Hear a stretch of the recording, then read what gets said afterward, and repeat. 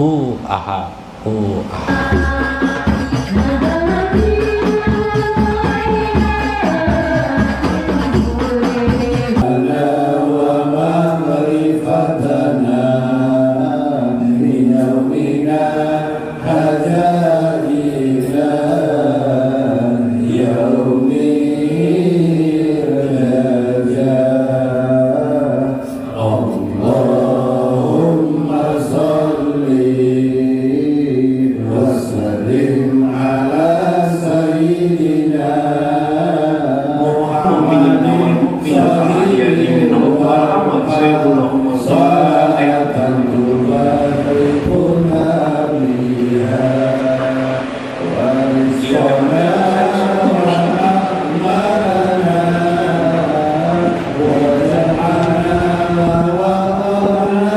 Assalamualaikum warahmatullahi wabarakatuh. Bismillahirrahmanirrahim. Bismillahil malikil kudusis salam. Bismillahil adijil hakim. Wassalatu wassalam ala sayyidina wa nabiyina Muhammad wa ala alihi wa sahbihi ajma'in. Fa inna insyaallah ab'asu li kitabi Syekh Abdul Qadir Jailani Futuhul Ghaib wal Kunyah wa nafa'ana bihi wa ulumi bidarain, amin ya rabbal alamin. Mudah-mudahan melewati saluran Syekh Abdul Qadir Al-Jailani bertambah terus keimanan dan cinta kita kepada Allah dan Rasulnya. Semoga Allah memberkahi hidup kita, memberkahi rezeki dan nikmat yang telah kita dapatkan selama ini. Semoga Allah meluaskan, melapangkan rezeki kita, rezeki anak-anak kita, orang-orang yang terikat hubungan dengan kita, amin ya rabbal alamin. Dalam kitab Al-Gunyah, sedikit lagi lah, 5 menit ya, 5 menit. Minggu kemarin saya mengisahkan tentang bagaimana orang yang memandang biwajhil karim, kemuliaan Allah subhanahu wa ta'ala dalam hidupnya. Fa'ahsanu fid dunya bi ta'ati. Orang-orang yang bisa menyembunyikan amal ibadahnya di hadapan manusia kecuali yang wajib, yaitu amal sunnah. Dia zikirnya sudah pandai, bagaimana dia berzikir melewati kolbunya, hatinya. Kemudian bagaimana dia berzikir menggunakan sirnya, sudah sirnya. Nanti kita pelajari lagi sir dan alas sir, di atas sir lagi bigairi harfin wala sautin, tidak ada huruf tanpa suara, sehingga orang tidak tahu, bahkan malaikat pun kadang-kadang tidak tahu dia adalah pandai berzikir. Ada banyak riwayat bahwa malaikat itu sering bertanya kepada Allah, kenapa si A, si Fulan, si Fulan, si Fulan B itu engkau angkat derajatnya sampai menjadi aulia Allah, padahal dia tidak memiliki kelebihan di mata malaikat. Lalu Allah memberitahukan berbagai kejadian kepada mereka. Fajajahum bil uqba bil jannati wal karamah. Allah menetapkan kepada mereka keharusan untuk mendapatkan balasan mereka itu bil jannah wal karamah, untuk mendapatkan surga dan karamah. Wa atahumun nikmah. Allah memberikan nikmat. Nikmat itu nikmat ma'rifat wassalamah, dan keselamatan. Nikmat ma'rifat. Nikmat ma'rifat itu ialah memandang wajah Allah subhanahu wa ta'ala. Jadi beda dengan nikmat kita hari-hari. Nikmat yang kita hari-hari ini berdasarkan nafsu, ya lah, sifatnya nafsu, berbaliknya pun nafsu. Dapat roti kita alhamdulillah, ya lah. Begitu kita tidak dapat roti, kita tidak mengucap alhamdulillah. Kadang sumpah serapah, palui waktu berjalan, pas ada burung berak, burung beratan jalan tuh berak, pas kena kepala palui, lalu dia palui, dasar burung tidak pakai celana. Kalau berak tuh harus pakai celana aja palui. Tidak sadar, ya kah? Siapa yang berak tuh pakai celana, ya lah. Nah, paluinya tidak pakai celana, kalau berak, iyalah. Nah, kita membalas dengan hujatan. Karena kita tidak mengenal Allah banyak tentang Allah ini. Disangka mengenal Allah itu hanya sifatnya saja, zatnya saja, bagian itu saja selesai. Padahal bagaimana afal Allah itu juga penting kita kenali kepada Allah Subhanahu wa taala. Maka kepuasan, kenikmatan marifat itu adalah al-unsu. Al-unsu itu ialah kemanisan, tenggelam dalam kemanisan, merasakan lezatnya memandang Allah. Enggak apa memandang Allah itu lezat? Pak siapa nih? Tiba-tiba pian mengingat rumah pian ini di rumah. Ma enaknya aku ini punya istri di rumah. Enaknya aku ini ada di rumah tuh ada dapur, ada kamar, ada anak, dikasih Tuhan dan sebagainya, banyak nikmat. Lalu saat itu merasakan itu adalah pemberian Allah. Maka saat itu kita melihat Rahman Rahim Allah, asma Allah itu. Asma Allah. Tingkatan levelnya level kelima. 5 iyalah. Atau kita melihat rahmat Allah level 4 tuh. Level 4. Rahmat Allah juga semua ini. Lalu pian ingat dulu kawin dengan istri yang ada ini enggak ada uang. Lalu entah bagaimana terkumpul uang dan sebagainya, kawa jujuran, kawa mengawin istri ini. Lalu kita alhamdulillah sekarang punya anak. Kita melihat di situ ada kekuasaan Allah yang menolong kita. Maka level kita waktu itu melihat kekuasaan Allah, namanya kudrat. Itu kita melihat sifat Allah Subhanahu wa ta'ala.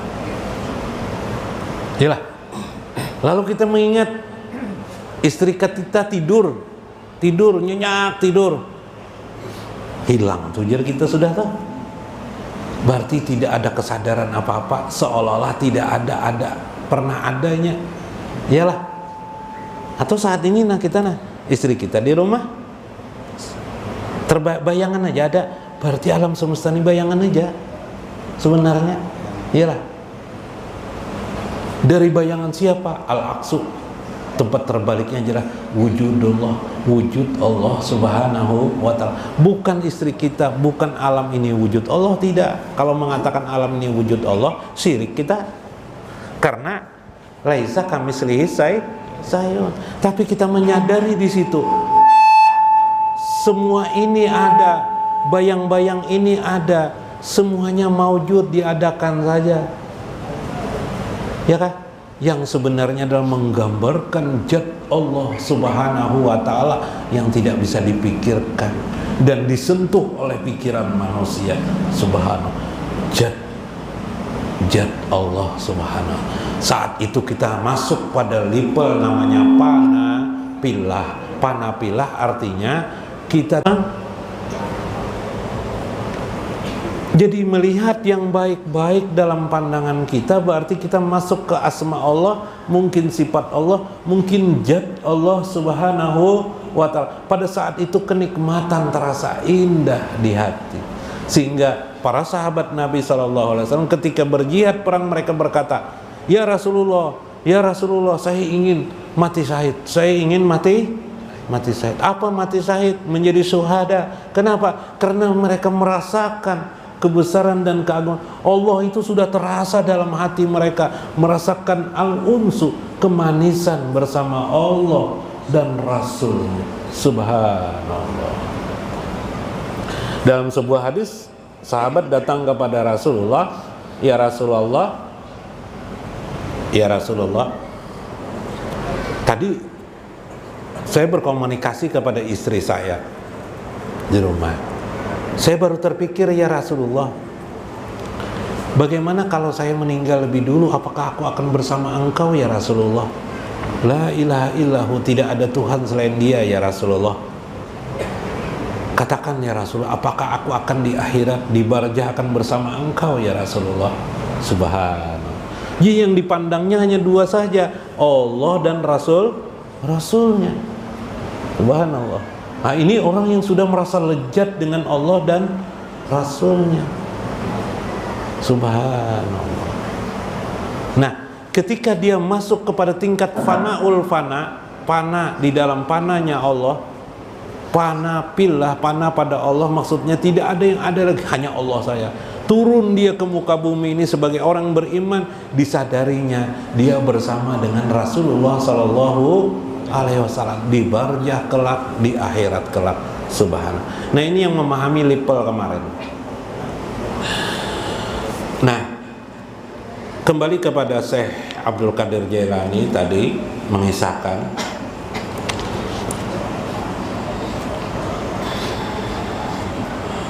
wajadu lahu yastahirul qulub, maka orang-orang yang sudah dekat dengan Allah itu selalu saja membersihkan hati mereka. Jadi hati yang sudah bersih mereka bersihkan lagi.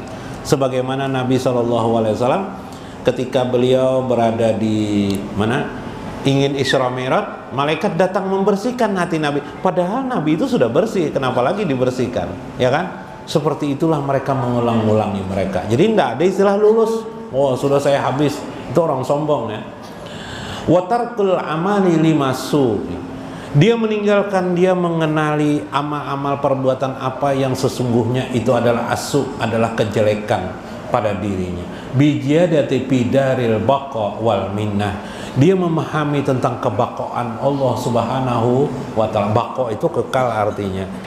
Nah, cara berpikirnya sudah berbeda dengan kita yang dipikirkannya tentang baqa Allah, kekuasaan Allah, kekekalan Allah yang maha agung, bagaimana dalam kehidupan ini, dicarinya guru yang bisa menjelaskan itu.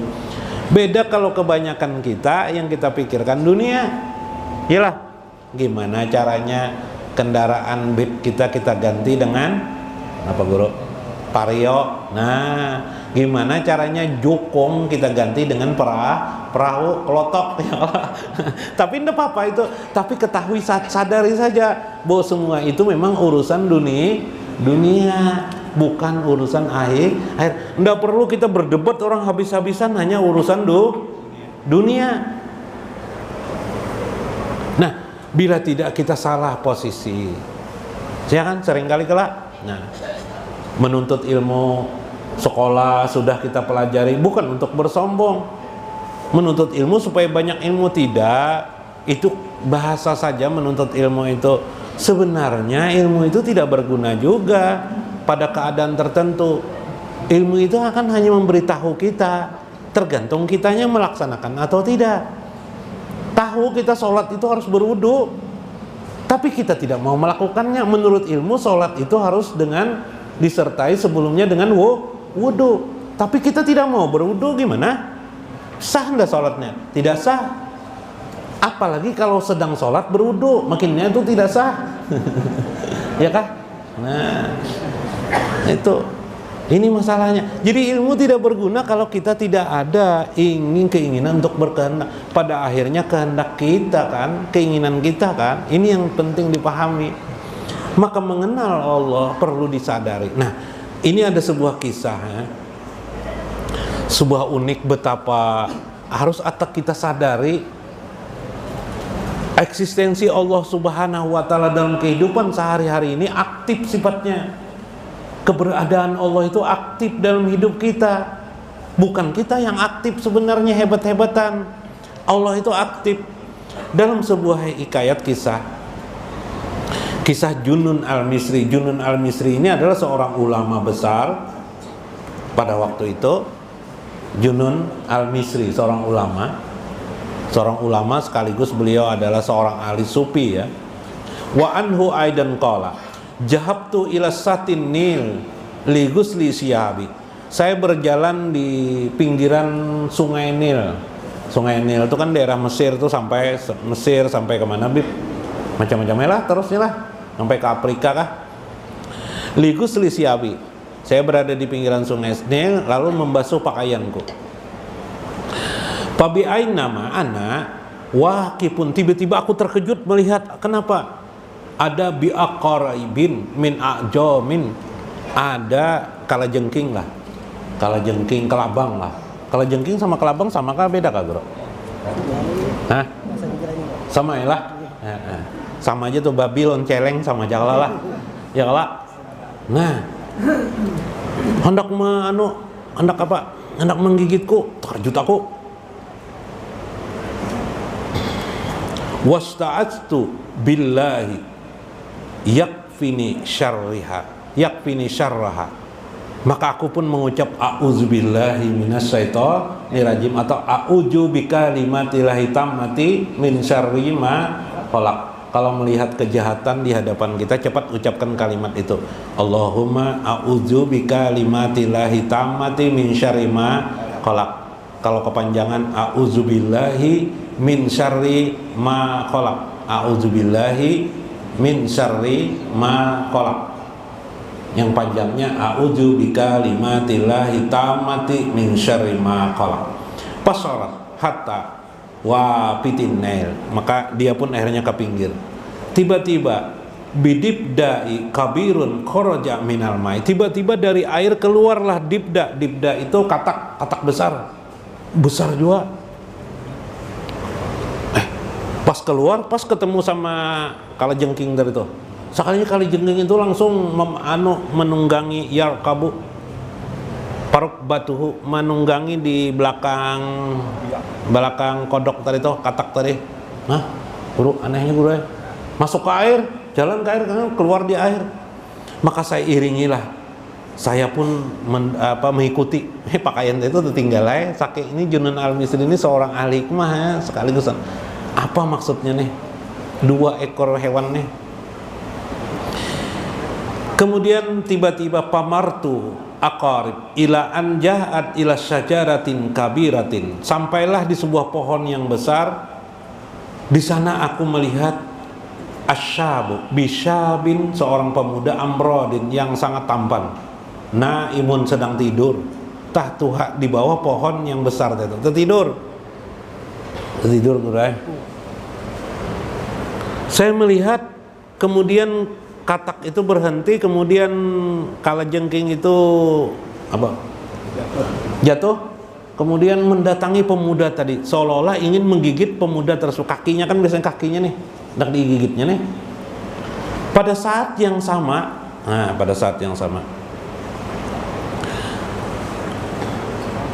ada seekor ular besar keluar dari bawah pohon itu.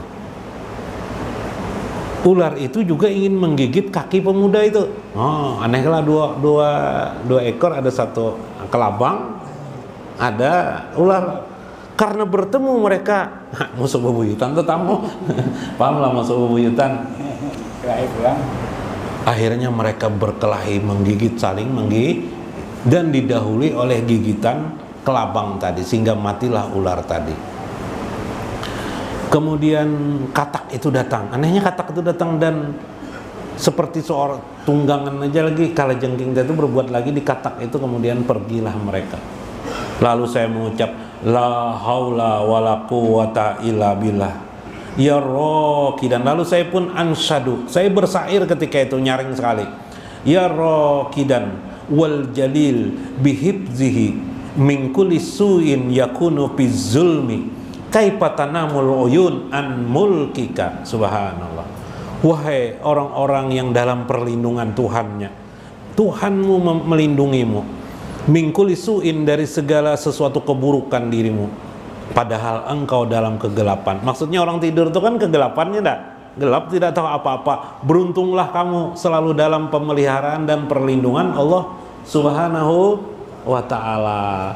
Lalu orang ini mendengar, pemuda itu mendengar suara bangun. Kenapa? Lalu dikisahkanlah kepada pemuda ini. Ternyata pemuda ini preman orangnya. Lalu mendengar kisah itu, dia bertobat kepada Allah Subhanahu wa ta'ala. Betapa ternyata selama ini hidupnya hanya karena dilindungi Allah, sehingga dia sampai sekarang bisa menjadi besar. Kita seperti kita ini, kita sekarang bisa besar, bisa menganggukkan kepala kita bisa berjalan. Sementara beberapa saudara kita ada yang kena stroke, ada yang kena penyakit, dihentikan Allah perlindungan sementara waktu. Kita segar bugar di sini. Alhamdulillah, harusnya kita melihat Allah aktif melindungi diri kita dalam berbagai kasus. Harus kita sadari dalam hidup ini. Mari kita renungkan tentang keadaan itu.